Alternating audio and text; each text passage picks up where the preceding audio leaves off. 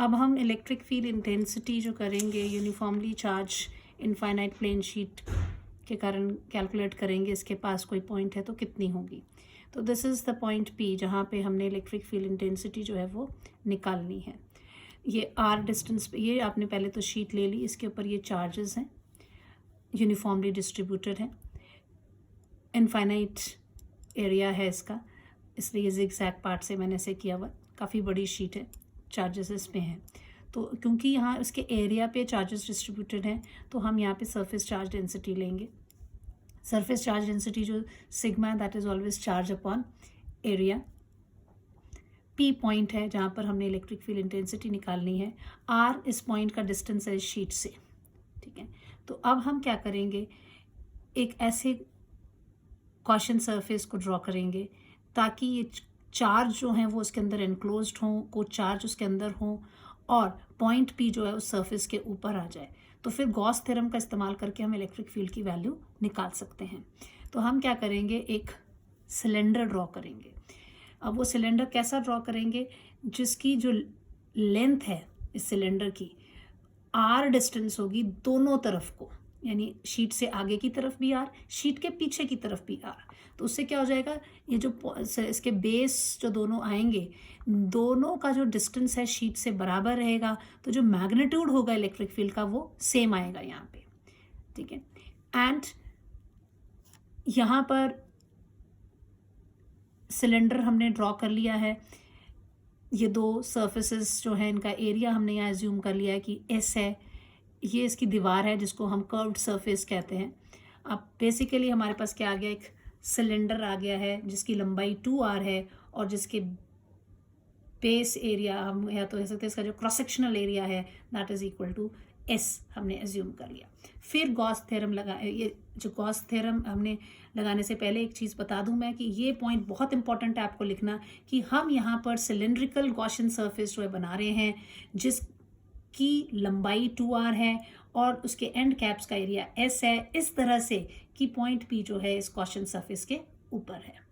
अब Gauss theorem लगाते हैं तो वो कहती है E dot d s is equal to charge enclosed by that Gaussian surface upon epsilon 0। अब चार्ज एनक्लोज उसने कितना किया, हमें क्यू तो हमने यहाँ चार्ज हमें मालूम नहीं है कि कितना चार्ज वो एनक्लोज कर रहा है, क्यू तो हम जनरल ले रहे हैं कि चार्ज है कुछ, उसकी वैल्यू हमें नहीं मालूम है, लेकिन हमें सरफेस चार्ज डेंसिटी पता है, तो that is charge upon area. तो चार्ज की वैल्यू क्या हो जाएगी, surface charge density into area. ये एरिया नीचे है, इसको उससे मल्टीप्लाई कर देंगे। अब हमारा E dot d s is equal to charge enclosed by epsilon 0 हो गया। ये जो सरफेस इंटीग्रल है, इस सरफेस को गॉसियन सरफेस को हम 3 पार्ट्स में बांट रहे हैं।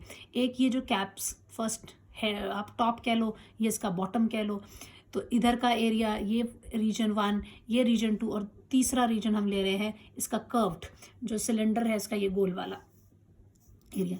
तो 3 पार्ट्स में इस सरफेस इंटीग्रल को, first part, second part, third part, सब में हमने E dot d s 1 vector, E vector d s 1 vector, E vector d s 2 vector, E vector d s 3 vector is equal to Q by epsilon 0 हमने लिख लिया। अब यहाँ कोई भी यहाँ तो चलो इलेक्ट्रिक फील्ड उतना ही है, इधर भी उतना ही है, इस पॉइंट पर ये distance is different, some electric field is there, we can take, it's not, यहाँ ज़रूरी नहीं है कि हम इधर इस वाले में अगर मैं इसको E1 वैल्यू दे दूं कि इधर E1 वैल्यू है, इधर E2 वैल्यू है, इधर E3 वैल्यू है, तो दिस E1 फील्ड इधर को, E2 फील्ड इधर को, E3 फील्ड इधर को। बाद में हम ये देखेंगे कि E1 जो है R डिस्टेंस पे है तो इसको E लिख लिया, DS1 cos 0 degree, E2 DS2 cos 0 degree, E3 है ये, हमें इसका मैग्नीट्यूड नहीं मालूम है बट सम, क्योंकि कितनी दूरी पर है उस हिसाब से इसकी फील्ड की वैल्यू होगी E3 की, DS3 cos 90 डिग्री। अब क्यों लिया ये 0 डिग्री, अगर आप ये देखोगे यहाँ पर DS1 और E1 की डायरेक्शन सेम है, इधर E2 और DS2 की डायरेक्शन सेम है तो cos 0 डिग्री। देन इधर this is my E1, this is my E2 and E3 जो है दिस इज हियर। E3 में एंगल क्या है, E3 इस तरफ जा रहा है, DS3 ऊपर जा रहा है तो 90 डिग्री है। अब दिस E1 को मैं लिख सकती हूँ E, बिकॉज ये भी R डिस्टेंस पे ही है, E2 की वैल्यू भी क्या आ जाएगी E, ये 90 डिग्री के कारण ये टर्म हो जाएगी 0। फिर DS1 से ये एरिया आ जाएगा, DS2 से ये एरिया आ जाएगा। So this is ES plus ES is equal to sigma S by epsilon 0। S से S कट जाएगा, E की value half sigma by epsilon 0। अगर ये शीट सर्टन थिकनेस की है तो जो चार्जेस हैं वो दोनों साइड्स पे होंगे। तो जहाँ से यहाँ ये चार्ज की वैल्यू को हमने डायरेक्ट फॉर्मूला से सिग्मा S लिख लिया था, यहाँ क्यों लिखा? Because sigma is equal to always charge upon area होता है। तो ये चार्ज अपॉन एरिया होता है, इसीलिए charge will be equal to what? Sigma into the area. तो सिग्मा एस कर दिया था। सो एस एस कट गया, ये फॉर्मूला आ गया। मैंने कहा कि यहाँ सिग्मा एस आया है, यहाँ पर क्या हो जाएगा? जब sheet is a finite thickness, charge will be on both side, Q will be 2 times sigma S. 2 cut गया, sigma by epsilon 0। This is what we have for the electric field intensity. Clear हो गई। अब हम देखते हैं कि case इसमें electric field intensity due to parallel infinite plane sheets हैं ये दो। अब यहाँ पर हमने इलेक्ट्रिक फील्ड निकालना है इन दोनों के कारण। तो इन दोनों को करें तो हमारे पास 3 रीजन्स आ रहे हैं। एक रीजन दोनों प्लेटों के लेफ्ट हैंड साइड को है, ये दोनों प्लेटों से इधर राइट हैंड साइड में, और एक पॉइंट रीजन आ रहा है जो कि बीच में है। सो ये 3 रीजन्स। ए बी आपकी ये 2 प्लेट्स हो गई, ठीक है, पैरेलल भी हैं, इनके ऊपर पॉजिटिवली चार्ज भी हैं। मान लीजिए इसकी सरफेस चार्ज डेंसिटी सिग्मा 1 है, इसकी चार्ज डेंसिटी सिग्मा 2 है, तो डेफिनेटली इसका फील्ड E1 होगा, इसका फील्ड E2 होगा। सो इलेक्ट्रिक फील्ड इंटेंसिटी हम पहले अभी पीछे पढ़ चुके थे, E is equal to half sigma by epsilon 0। This is half sigma by epsilon 0 हमने निकाला। So this is what we have. अब E1 की वैल्यू क्या हो जाएगी? हाफ सिग्मा 1 अपॉन, क्योंकि E1 पहली शीट के कारण है तो सिग्मा की जगह हो जाएगा sigma 1 by epsilon 0 I cap, क्योंकि x डायरेक्शन में जा रही है। E2 हाफ सिग्मा 2 एप्सिलॉन 0 आई कैप।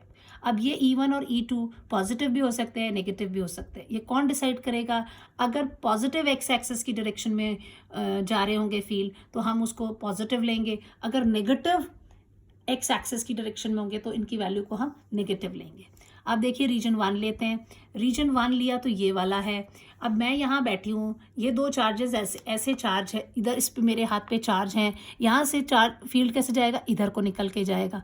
तो इधर पे E1 की वैल्यू भी इधर जा रही है, E2 की वैल्यू भी इधर को जा रही है। सो जब E1 E2 की डायरेक्शन कहाँ को गई? नेगेटिव एक्स एक्सिस की तरफ चली गई। सेकेंड रीजन में देखोगे तो ये चार्ज इधर ए चार्ज पे है, जो इधर से निकल के E1 इधर निकलेगी।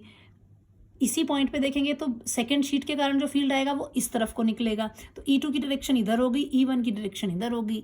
अगर हम यहाँ चले जाते हैं तो दोनों शीटें इस तरफ रह गई, तो पहली शीट से भी फील्ड इधर जाएगा, दूसरे वाले से भी फील्ड इस तरफ को ही जाएगा, तो डायरेक्शन E1 और E2 की इस तरफ होगी। अब first region net electric field, first region में क्या होगा?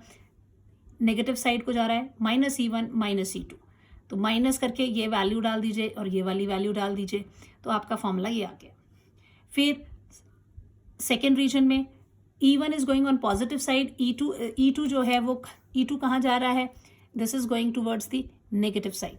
सो E1 माइनस E2, E1 की वैल्यू आपने यहाँ से डाली, E2 की वैल्यू आपने यहाँ से डाली, तो ये आ गया आपका half epsilon sigma 1 minus sigma 2 आई।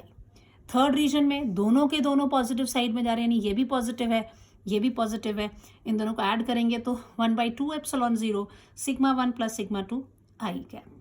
अब इसका स्पेशल केस एक देखते हैं कि मान लीजिए ये दोनों सरफेस चार्ज डेंसिटीज जो हैं वो सेम है, इक्वल हैं, लेकिन ऑपोजिटली चार्ज्ड है, यानी सिग्मा 1 को ले लेते हैं सिग्मा 2 को ले लेते हैं माइनस सिग्मा। तो ये पहला वाला केस लिखते हैं। सी ये दोनों जो पॉइंट्स हैं, यहाँ पे अगर आप देखेंगे तो सिग्मा 1 की जगह सिग्मा आ जाएगा, सिग्मा 2 की जगह पे आ जाएगा माइनस सिग्मा, तो सिग्मा माइनस सिग्मा 0, तो यहाँ कोई फील्ड जो है वो नहीं है।